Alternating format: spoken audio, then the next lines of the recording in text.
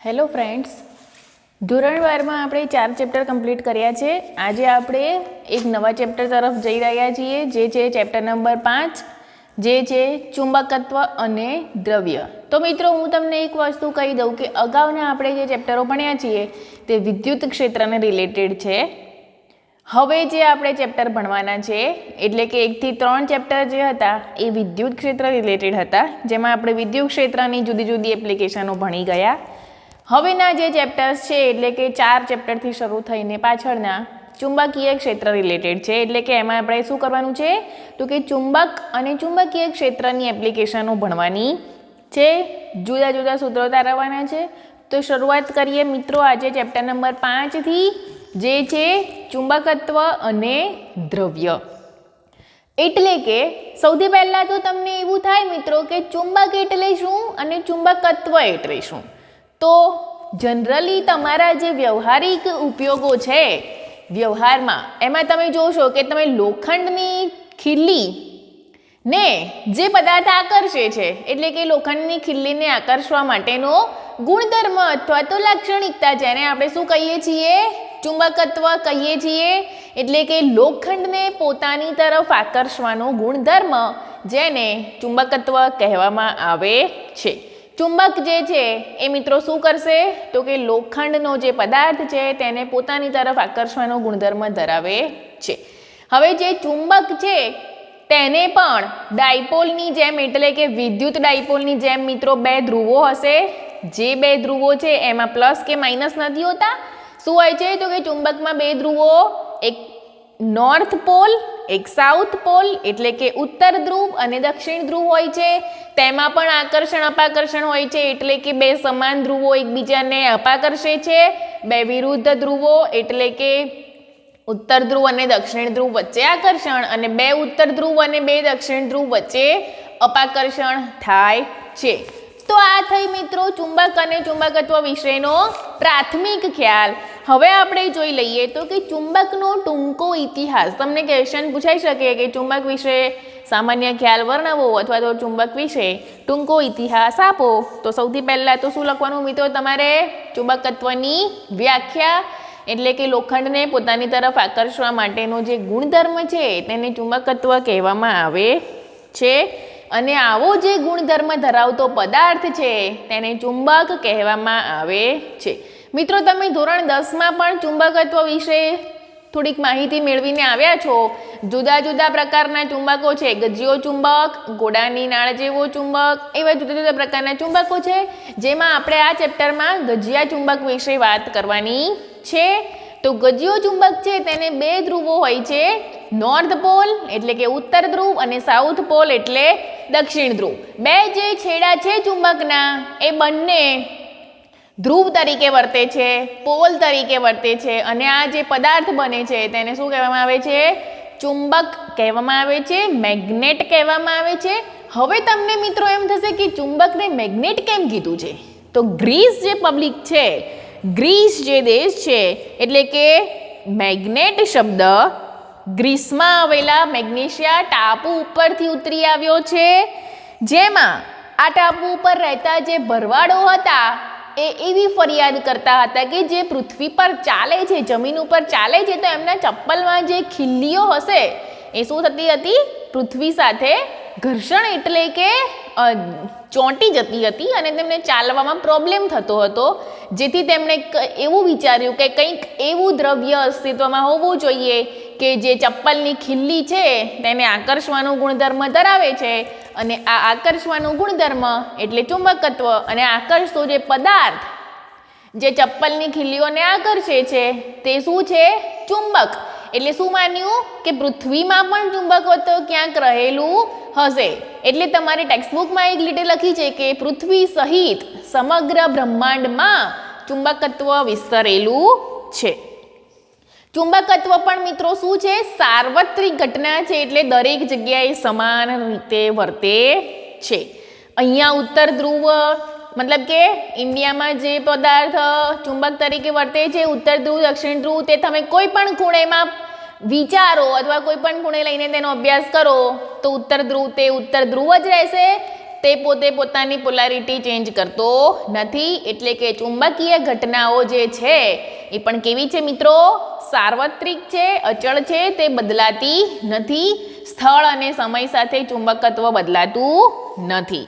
હવે આપણે જોઈ લઈએ કે ટાપુના નામ મેગ્નેશિયા ઉપરથી બૂટ અને લાકડીઓની જમીન સાથે ચોંટી જવાની ઘટનાને ઇંગ્લિશમાં મેગ્નેટ કીધું છે અને તેનો ગુજરાતી શબ્દ છે ચુંબક કહેવામાં આવે છે.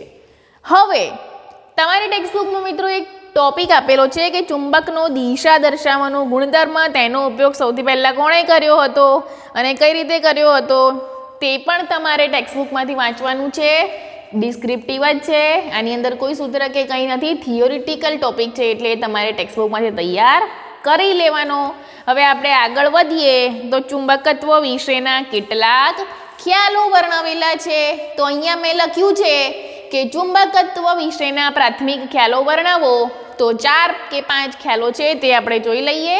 કે પહેલો ખ્યાલ છે કે પૃથ્વી પણ એક ચુંબકીય તરીકે વર્તે છે, જેનું ચુંબકત્વ એટલે કે ચુંબકીય ક્ષેત્ર દક્ષિણથી ઉત્તર ધ્રુવ તરફનું હોય છે.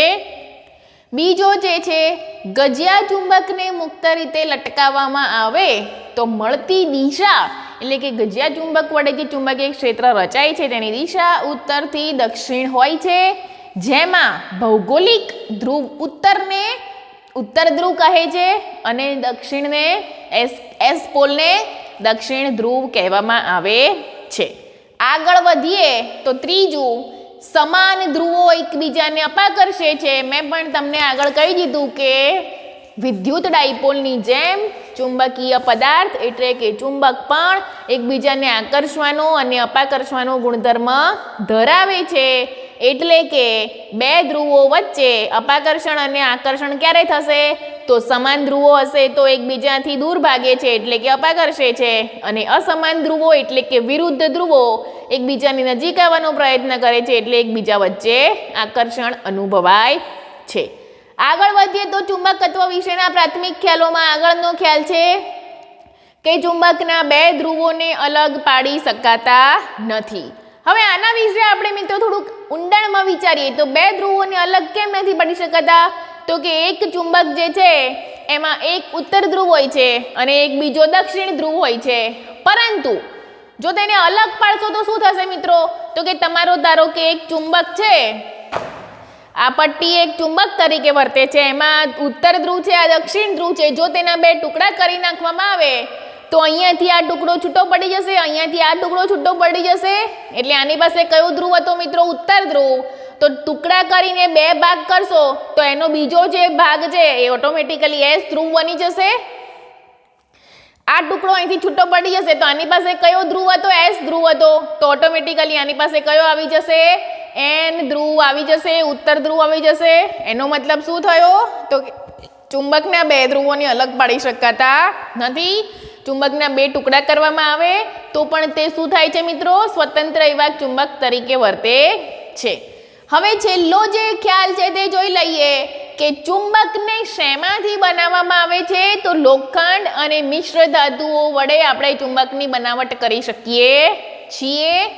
હવે આપણે શું ભણી ગયા ચેપ્ટર નંબર 5ની શરૂઆતમાં? પ્રસ્તાવનામાં તમને આપેલું છે ચુંબક વિશેનો પ્રાથમિક ખ્યાલ, ત્યારબાદ આપેલા છે તેનો લાક્ષણિકતાઓ. હવે આપણે આગળના ટોપિક ઉપર જઈએ તો ગજિયો ચુંબક જે છે, મતલબ કે મેં તમને અગાઉથી કહી દીધું કે ચુંબકો ઘણા બધા પ્રકારના છે તમારા અભ્યાસમાં. ગજિયો ચુંબક, ઘોડાની નાળ જેવો ચુંબક, એવા 3 કે 4 પ્રકારના ચુંબકો અભ્યાસમાં છે. પરંતુ આપણે જે એપ્લિકેશનો ભણવાની છે તે માત્ર ગજિયા ચુંબક રિલેટેડ જ ભણવાની હોવાથી સૌથી પહેલાં તો આપણે ગજિયો ચુંબક શું છે તે જોઈ લઈએ. તો લોખંડની ભૂક્કીને આપણે જો નિયમિત રીતે ભભરાવીએ તો મળતી ભાત જે છે મિત્રો, ચુંબકીય ક્ષેત્ર રેખાઓની ભાત, એ તમને ટેક્સ્ટબુકમાં આપેલી છે, તે તમે ટેક્સ્ટબુકમાં જોઈ શકશો મિત્રો. મેં અહીંયા દોરી નથી, તમે ટેક્સ્ટબુકમાં જોઈ લેશો. તમને ખૂબ જ સ્પષ્ટ રીતે દર્શાવી છે કે લોખંડની ભૂક્કીને ભભરાવતા મળતી ભાત જે છે એ ગજિયા ચુંબકની ચુંબકીય ક્ષેત્ર રેખાઓ આપે છે. હવે આપણે જોઈ લઈએ તો ગજિયા ચુંબકની લાક્ષણિકતાઓ છે તે પણ આ જે પ્રાથમિક ખ્યાલો છે તેને જ મળતી આવે છે, એટલે એ પણ તમારે ટેક્સ્ટબુકમાંથી તૈયાર કરી લેવાની છે મિત્રો. 4 લાક્ષણિકતાઓ છે, અહીંયા પણ આપણને લખીને આપેલી છે. હવે આગળ વધીએ તો જેવી રીતે આપણે ચેપ્ટર નંબર 1માં વિદ્યુત ક્ષેત્ર રેખાઓનો ખ્યાલ આપણે મેળવી ગયા હતા, તેવી જ રીતે અહીં આપણે ચુંબકીય ક્ષેત્ર રેખાઓનો ખ્યાલ મેળવવાનો છે. જુદા જુદા પદાર્થ માટેની ચુંબકીય ક્ષેત્ર રેખાઓ. અહીંયા આપણને 3 જુદી જુદી ચુંબકીય ક્ષેત્ર રેખાઓ આપી છે. પહેલી છે ગજિયા ચુંબકની ચુંબકીય ક્ષેત્ર રેખાઓ, બીજી છે સોલેનોઇડ માટેની ચુંબકીય ક્ષેત્ર રેખાઓ, અને ત્રીજી છે ડાયપોલ માટેની ચુંબકીય ક્ષેત્ર રેખાઓ. જે તમે અહીંયા જોઈ શકો છો, ગજિયો ચુંબક છે તેને 2 ધ્રુવો છે, ઉત્તર અને દક્ષિણ, તેના માટેની ક્ષેત્ર રેખાઓ આપી છે. વચ્ચે જે સ્ટ્રેટ લાઇન છે દરેકે દરેકમાં તે મિત્રો અક્ષ દર્શાવે છે, એક્સિસ દર્શાવે છે. બીજી જે છે સોલેનોઇડ માટે આપેલી છે. ત્રીજી જે છે એ વિદ્યુત ડાયપોલ માટેની ક્ષેત્ર રેખાઓ તમને આપવામાં આવેલી છે. હવે આપણે એક શોર્ટ ક્વેશ્ચન ભણવાનું છે કે વિદ્યુત ક્ષેત્ર રેખાઓ વર્સિસ ચુંબકીય ક્ષેત્ર રેખાઓ. મેં અહીં આવું લખ્યું છે, પરંતુ એક નાનકડો એવો 1 માર્ક્સનો શોર્ટ ક્વેશ્ચન અહીંયા હું તમને ભણાવી દઉં કે વિદ્યુત ક્ષેત્ર રેખાઓ અને ચુંબકીય ક્ષેત્ર રેખાઓ વચ્ચે શું ભેદ રહેલો છે, શું તફાવત રહેલો છે. તો કે વિદ્યુત ક્ષેત્ર રેખાઓ જે છે એ અગાઉ આપણે ભણી ગયા તેમ બંધ ગાળા રચતી નથી, જ્યારે ચુંબકીય ક્ષેત્ર રેખાઓ અહીંયા આપણને આકૃતિમાં દર્શાવ્યું તે પ્રમાણે બંધ ગાળા રચે છે. એટલે કે એકમાંથી ઉદ્ભવ પામીને બહાર નીકળી જતી નથી, તેનો અંત આવતો નથી, તે પોતે શું કરે છે, બંધ ગાળાઓ રચે છે. તો મિત્રો આ એક તમારે યાદ રાખવાનું છે, શોર્ટ ક્વેશ્ચન તરીકે 1 માર્ક્સમાં તમને પૂછાઈ શકે છે. હવે આગળ આપણે જોઈએ તો ચુંબકીય ક્ષેત્ર રેખાઓની લાક્ષણિકતાઓ. અહીં પણ આપણે ચેપ્ટર નંબર 1માં સેમ ભણી ગયા છીએ વિદ્યુત ક્ષેત્ર રેખાઓની લાક્ષણિકતાઓ. તે પણ તમને અત્યારે આશા રાખીશ કે આવડતી જ હશે. તો હવે આપણે ભણીશું આ ચેપ્ટરમાં ચુંબકીય ક્ષેત્ર રેખાઓની લાક્ષણિકતાઓ. અહીંયા મેં લખેલી છે કેટલીક લાક્ષણિકતાઓ. તો કે ચુંબકીય ક્ષેત્ર રેખાઓ અગાઉ કીધું તે પ્રમાણે બંધ ગાળા રચે છે. સેકન્ડ નંબર, ક્ષેત્ર રેખાઓ ઉપર કોઈ પણ દિશામાં દોરેલો સ્પર્શક શું આપે મિત્રો, વિદ્યુત ક્ષેત્ર રેખાઓની જેમ ચુંબકીય ક્ષેત્રની દિશા દર્શાવે છે. ચુંબકીય ક્ષેત્રને બી વડે દર્શાવવામાં આવે છે, જે સદિશ ભૌતિક રાશિ હોવાથી સદિશ બી વડે ચુંબકીય ક્ષેત્રને દર્શાવવામાં આવે છે. આગળ એકમ ક્ષેત્રફળમાંથી પસાર થતી ક્ષેત્ર રેખાઓને શું કહેવામાં આવે છે અથવા શેના વડે દર્શાવવામાં આવે છે, તો કે એકમ ક્ષેત્રફળમાંથી પસાર થતી ચુંબકીય ક્ષેત્ર રેખાઓ શું આપે છે, તો કે ચુંબકીય ક્ષેત્રની તીવ્રતા આપે છે. એટલે કે એકમ ક્ષેત્રફળમાંથી જો વધારેમાં વધારે ચુંબકીય ક્ષેત્ર રેખાઓ પસાર થશે તો ચુંબકીય ક્ષેત્ર પ્રબળ હશે, ખૂબ જ સ્ટ્રોંગ હશે. અને જો એકમ ક્ષેત્રફળમાંથી પસાર થતી ચુંબકીય ક્ષેત્ર રેખાઓની સંખ્યા ઓછી હશે તો તમારું જે ચુંબકીય ક્ષેત્ર છે એ નિર્બળ હશે, નબળું કહેવાશે. આગળ વધીએ તો ચુંબકીય ક્ષેત્ર રેખાઓ કદી પણ એકબીજાને છેદતી નથી. આપણે ભણી ગયા છીએ ચેપ્ટર નંબર 1માં કે વિદ્યુત ક્ષેત્ર રેખાઓ જો એકબીજાને છેદે તો તેના છેદ બિંદુ પાસે 2 વિદ્યુત ક્ષેત્રની દિશાઓ મળે છે, જે શક્ય નથી. તેવી જ રીતે અહીંયા જો ચુંબકીય ક્ષેત્ર રેખાઓ એકબીજાને છેદે તો શું થાય, તેના છેદન બિંદુ પાસે એક જ બિંદુ પાસે 2 ચુંબકીય ક્ષેત્રની દિશાઓ મળે છે, જે શક્ય નથી. તેથી અહીંયા આપણે લખેલું છે કે ચુંબકીય ક્ષેત્ર રેખાઓ કદી પણ એકબીજાને છેદતી નથી. હવે આપણે આગળનો ટોપિક ભણીશું મિત્રો કે સોલેનોઇડ જે છે તેની ચુંબકીય ક્ષેત્ર રેખાઓ અને ગજિયા ચુંબકની ક્ષેત્ર રેખાઓ આમ તો મિત્રો સમાન જ છે, પરંતુ અહીંયા માત્ર પોલનો ડિફરન્સ આપેલો છે. એટલે કે ગજિયા ચુંબક એટલે અર્થાત સોલેનોઇડના સમતુલ્ય સ્વરૂપે ગજિયો ચુંબક, બંનેની શું સામ્યતા છે મિત્રો, તો ક્ષેત્ર રેખાઓની દ્રષ્ટિએ તો બંને સમાન જ લાગે છે. તેના વિશેનો ખ્યાલ તમને ટેક્સ્ટબુકમાં આપેલો છે, તે તમે ટેક્સ્ટબુકમાંથી તૈયાર કરી લેશો વાંચીને. હવે આપણે નેક્સ્ટ ટોપિક ઉપર જઈએ તેના પહેલાં આપણે જે બોર્ડ પર ભણ્યા છીએ તે બધું તમે ટેક્સ્ટબુકમાં એક વખત નજર કરી લેશો. ત્યારબાદ આપણે નેક્સ્ટ થિયરી ઉપર જઈશું.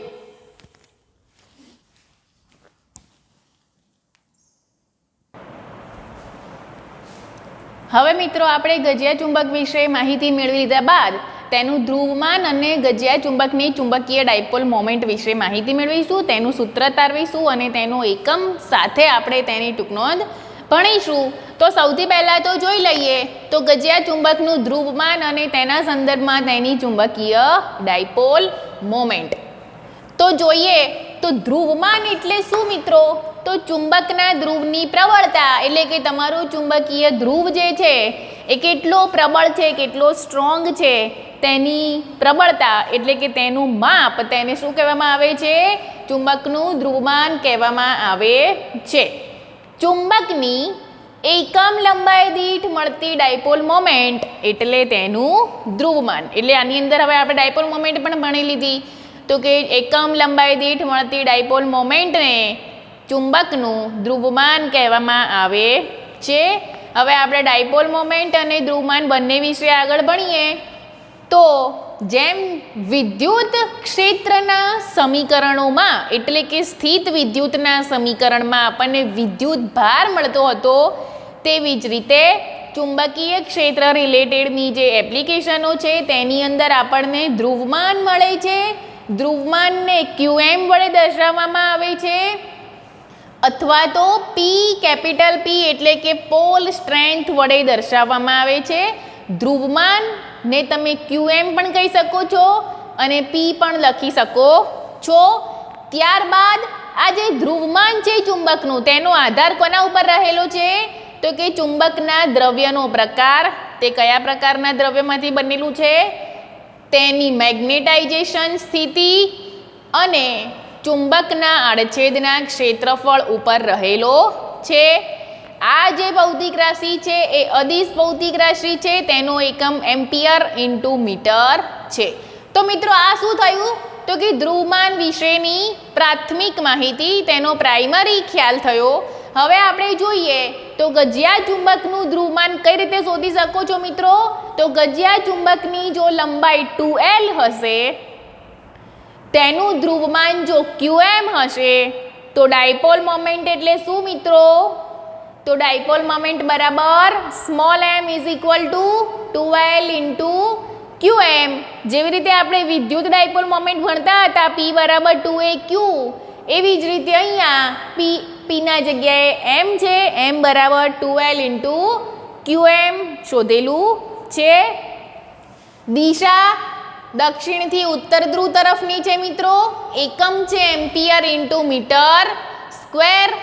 હવે ધ્રુવમાનને ચુંબકીય બળના સ્વરૂપમાં આપણે ભણીએ તો 1 ટેસ્લા તીવ્રતા ધરાવતા ચુંબકીય ક્ષેત્રમાં જે ગજિયા ચુંબક મૂકેલું છે તેના ઉપર જે બળ લાગે છે તેને તે ગજિયા ચુંબકનું ધ્રુવમાન કહેવામાં આવે છે. એટલે અહીંયા આપણે વિદ્યુત ક્ષેત્રની તીવ્રતા કેટલી લઈ લીધી મિત્રો? 1 ટેસ્લા. વિદ્યુત ક્ષેત્ર જે ચુંબકીય ક્ષેત્ર જે છે એને કેપિટલ B વડે દર્શાવવામાં આવે છે અને તેનો એકમ કયો છે મિત્રો? ટેસ્લા છે. આ તમારે યાદ રાખવાનું છે. ચુંબકીય ક્ષેત્રને B વડે દર્શાવવામાં આવે છે, કેપિટલ B, તેનો એકમ ટેસ્લા છે. એટલે અહીં આપણે લીધેલું છે તે પ્રમાણે જોઈએ તો 1 ટેસ્લા ચુંબકીય ક્ષેત્રમાં જે ગજિયા ચુંબકને મૂકવામાં આવ્યો છે તેના ઉપર જે બળ લાગે છે ચુંબકીય બળ, તેને તે ગજિયા ચુંબકનું ધ્રુવમાન કહેવામાં આવે છે.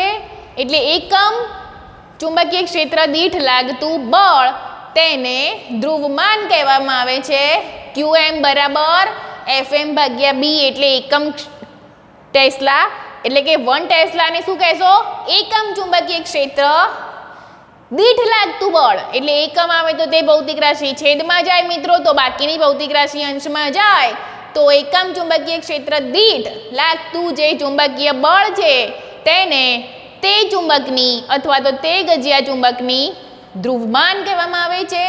Fm ભાગ્યા 1T એટલે કે B બરાબર 1 ટેસ્લા લીધું છે ને આપણે, એટલા માટે Qm બરાબર Fm થશે. અને આ B ને જો તમે એઝ ઇટ ઇઝ રાખશો તો Fm બરાબર Qm ઇન્ટુ B થશે. જે સમીકરણ સ્થિત વિદ્યુતના સમીકરણ F બરાબર QE સાથે સંલગ્નતા એટલે કે સામ્યતા ધરાવે છે. તો મિત્રો આજના લેક્ચરમાં આપણે જેટલું પણ ભણ્યા છીએ તે બધું તમારે મને હોમવર્કમાં કરીને મોકલવાનું છે. તેના ક્વેશ્ચન હું તમને આપી દઉં છું, ફટાફટ તમે લખી લેશો. તો ફર્સ્ટ ક્વેશ્ચન છે તમારો, ચુંબકનો ટૂંકો ઇતિહાસ લખો. બીજો ક્વેશ્ચન છે, ચુંબકનો દિશા દર્શાવવાના ગુણધર્મનો ઉપયોગ સૌથી પહેલાં કોણે કર્યો હતો? જે મેં તમને ટેક્સ્ટબુકમાંથી કરવાનું કહ્યું છે, એટલે આ જ ક્વેશ્ચનનો આન્સર લખવા માટે તમે ટેક્સ્ટબુકનો ઉપયોગ કરી શકો છો. ત્યારબાદ ચુંબકત્વ વિશેના પ્રાથમિક ખ્યાલો આપણે ભણી ગયા હતા બોર્ડ પરથી. ત્યારબાદ નેક્સ્ટ, નાના ગજિયા ચુંબકને સાદી આકૃતિ સાથે વર્ણવો, એટલે કે પેલો લોખંડનો ભૂક્કો વપરાવીને જે ભાત ઉત્પન્ન થઈ હતી તે ફિગર તમારે ટેક્સ્ટબુકમાંથી ડ્રો કરીને મને લખીને મોકલવાની છે. ત્યારબાદ ચુંબકીય ક્ષેત્ર રેખાઓ દોરવાની છે તમારે ગજિયા ચુંબક માટે, સોલેનોઇડ માટે અને વિદ્યુત ડાયપોલ માટે. આગળ વિદ્યુત ક્ષેત્ર અને ચુંબકીય ક્ષેત્ર રેખાઓ વચ્ચેની જે સામ્યતા છે, જે ભેદ છે એ તમારે લખીને મોકલવાનું છે. 1 માર્ક્સનો શોર્ટ ક્વેશ્ચન મેં તમને ભણાવ્યો હતો બંધ ગાળા રિલેટેડ તે. ચુંબકીય ક્ષેત્ર રેખાઓની લાક્ષણિકતાઓ લખો, એટલે કે આપણે જે બોર્ડ પર ભણ્યા હતા 4 લાક્ષણિકતાઓ તે તમારે અહીં લખવાની છે આન્સરમાં. ત્યારબાદ ગજિયા ચુંબક અને સોલેનોઇડની ચુંબકીય ક્ષેત્ર રેખાઓની શું લાક્ષણિક સામ્યતા છે તે આપણે દર્શાવવાની છે. એટલે કે આ જે ટોપિક છે તેમાં તમારે કયો આન્સર લખવાનો છે? તો કે સોલેનોઇડના સમતુલ્ય સ્વરૂપે ગજિયો ચુંબક. આગળ ગજિયા ચુંબકનું ધ્રુવમાન અને ચુંબકીય ડાયપોલ વિશે માહિતી આપો, તે તમારે લખીને મને મોકલવાના છે. ત્યારબાદ આપણે મિત્રો નેક્સ્ટ લેક્ચરમાં મળીશું. નિયમિત ચુંબકીય ક્ષેત્રમાં મૂકેલી ડાયપોલ, તેનું સૂત્ર તારવવાનું છે. આજનું લેક્ચર અહીંયા આપણે કમ્પ્લીટ કરીએ છીએ. હોમવર્કમાં મેં તમને જે પણ ક્વેશ્ચન આપ્યા છે તે બધા જ તમારે મને લખીને મોકલવાના છે. ત્યારબાદ આપણે નેક્સ્ટ લેક્ચરમાં ચુંબકીય દ્વિધ્રુવી વિશે માહિતી મેળવવા માટે મળીશું. ત્યાં સુધી થેન્ક યુ.